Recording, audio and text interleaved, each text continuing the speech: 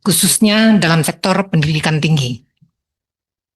Kami mendapat laporan persoalan ketimpangan kuota penerimaan mahasiswa baru antara perguruan tinggi negeri dan swasta. Di Surabaya terdapat banyak kampus swasta berkualitas dengan akreditasi unggul dan rekam jejak yang baik, namun mengalami kekurangan mahasiswa. Hal ini terjadi karena salah satu perguruan tinggi negeri membuka penerimaan mahasiswa baru dalam jumlah yang sangat besar, bahkan melebihi dari 30.000 orang dalam 1 tahun ajaran. Kami mendorong agar kementerian dapat menetapkan batas maksimal jumlah mahasiswa baru yang boleh diterima oleh perguruan tinggi, baik negeri maupun swasta, khususnya perguruan tinggi negeri berbadan hukum. Kebijakan ini penting untuk memastikan rasio dosen dan mahasiswa tetap ideal, serta memperhatikan ketersediaan sarana dan prasarana kampus yang memadai demi menjaga kualitas pembelajaran. Apalagi berdasarkan data semester 1 2025, realisasi belanja negara kementerian baru mencapai 94,59% dari pagu.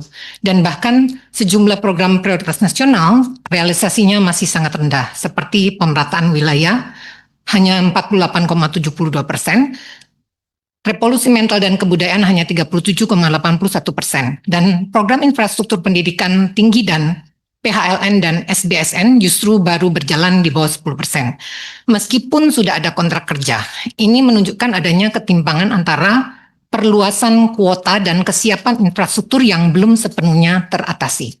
Selain itu, kami juga menerima laporan dari kampus swasta yang telah membiayai studi lanjut bagi dosen-dosennya, termasuk ke jenjang S2 dan S3. Namun, setelah lulus, dosen-dosen itu justru direkrut oleh perguruan tinggi negeri. Ini tentu menjadi ironi tersendiri, karena perguruan tinggi swasta yang telah berinvestasi dalam peningkatan mutu SDM justru kehilangan aset strategisnya.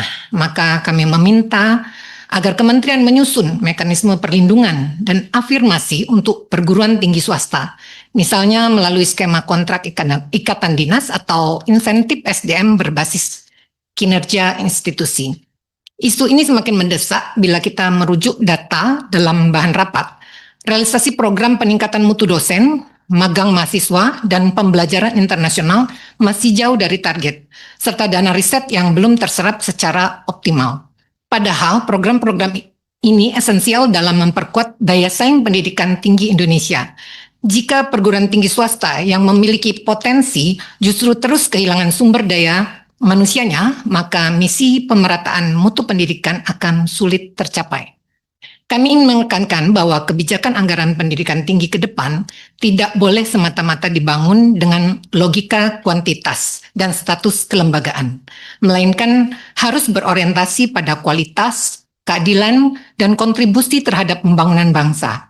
Pemerintah perlu memperkuat mekanisme tata kelola pendidikan tinggi yang lebih berimbang antara negeri dan swasta dengan memperhatikan kondisi real dan kebutuhan di daerah. Demikian, terima kasih. Terima kasih Bu Lita.